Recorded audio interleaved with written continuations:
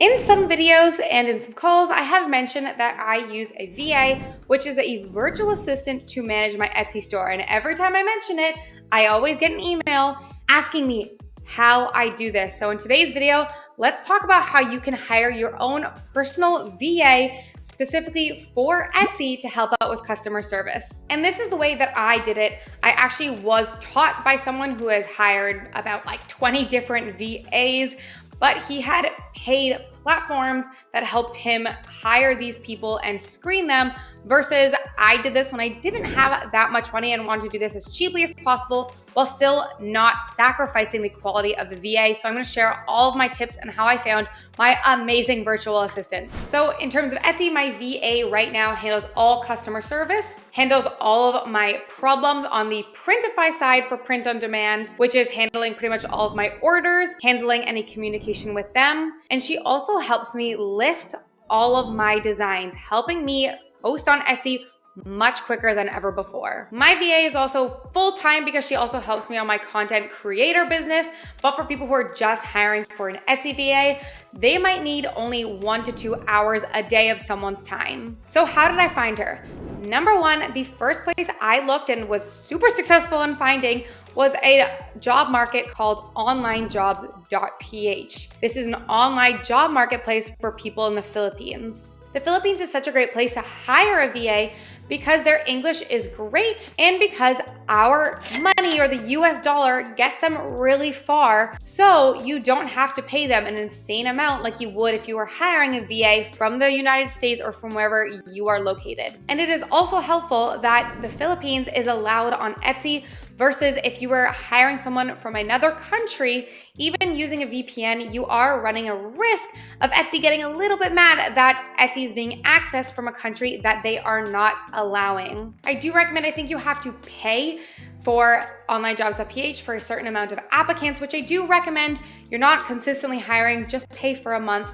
It's pretty cheap. You're not going to be spending tons. And again, you can cancel it as soon as you're done. And this allows you to have more job postings because I actually posted my job in a few different talent groups because there's different titles. So I had print on demand specialist, Etsy specialist, and tried a few different job titles and categories that it was under to try and reach as many people that might be qualified for this. So step numero uno to finding a VA is writing a perfect job description. If you have a boring job description, no one's gonna wanna work for you.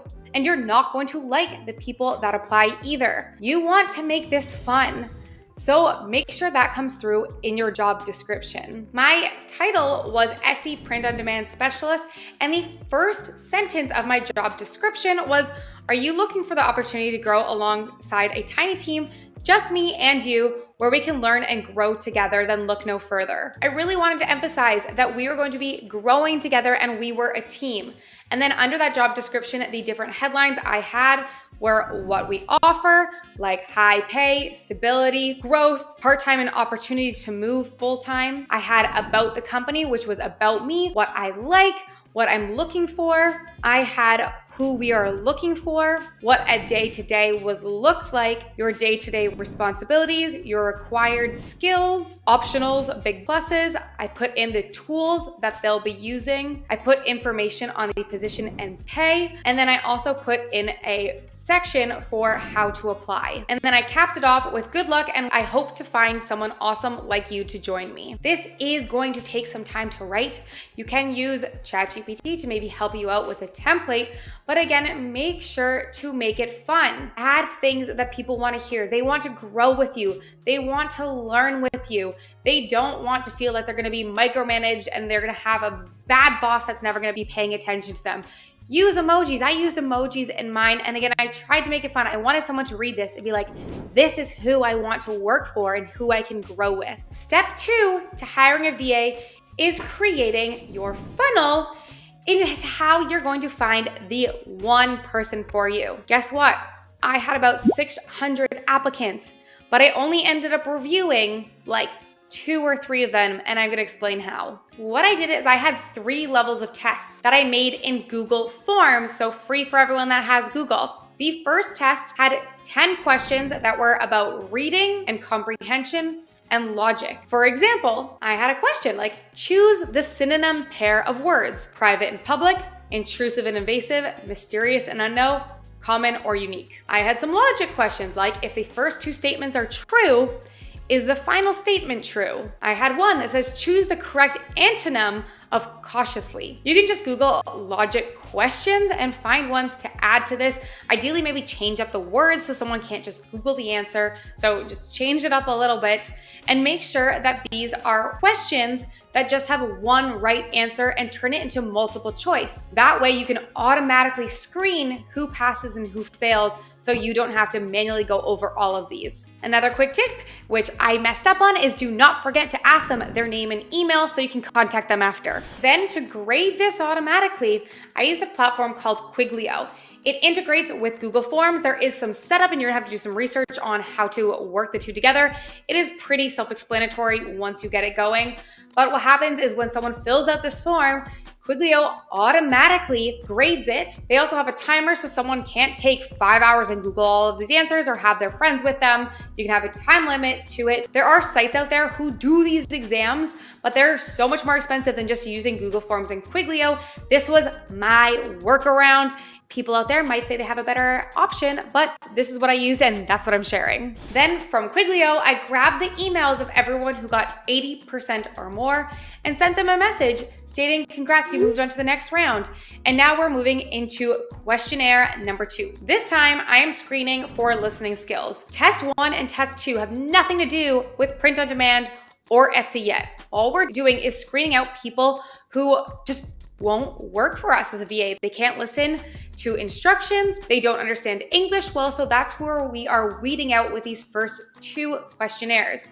So the second questionnaire is going to be instructions with an Excel document asking them to format it in a specific way. This isn't to test their Excel skills. They're pretty easy. It's to test their reading and how well they follow instructions, which is really important if you have a VA. So for this, I gave them a chart and told them to do a bunch of things. Format it this way, sort it by this way, highlight the orders that made me a profit of $10 plus. I had about 10 different instructions of what to do with an Excel sheet, and then I just had them complete it and then send it back to me. So for the people that passed that last exam, this was sent to them in that email saying they were moving forward to fill out. Customer service questions, second round. I'm talking so fast today. I've had too much coffee. But if you scroll down, I'm getting their email again, just because I need to be able to reach out to them again after. And then in section 2, I have information on how they are going to format a sheet. The sheet I have shared on Google Docs, and I've asked them to create their own Google Doc that they share with me. So this is another part of their listening. So if they don't do this already, they're just not included. And then up here, I have the instructions. Here I have the document and some more instructions. And then this one, I did have to go a little bit manually through, but the way that I had put it was really obvious when they were wrong. There was only one right answer in the way that this Google Sheet was going to look. So if I could see that the wrong parts were highlighted, a lot of people never highlighted anything when one of the instructions was clearly to highlight something. I was checking formatting. I asked people to format with 2 decimal places. Some people did not do that. So this, I just was able to quickly go through all of the answers that I got and then write down the emails of the people who passed. For the people that passed that one, then I sent them the final Google Forms, which was a lot more questions that I was going to read personally for all of these. So why are you interested in this role? What's your experience with print on demand? What's your experience with Etsy? I asked them, how would you respond to this customer service issue? And then I asked them things about Printify. And even if they did not know it yet, I wanted them to be able to search on Google. I wanted questions that probably a lot of people will not know, but if they did a little digging, they could find out. Because having a VA that is able to figure things out without having to ask you every single time is super important. So I made sure to include those as well. This questionnaire had about 20 questions. Some were long form, some were quick, but this, I really wanted to dig in how they would handle this role, why they're excited about it. And I was trying to get a grasp on if them and I would actually get along. Then once you've gone through all these, you're gonna pick who you want to interview. You're probably going to have a list of about 3 or 4 people that really stuck out. If you've got no one that went through, repost your listing again on the online jobs to see if you can get more applicants, and duplicate your listing. Just get as much applicants in there until you have some of those final people that you're really excited to interview. And it's actually funny because when going through the data, there was one person I was sure I was going to hire.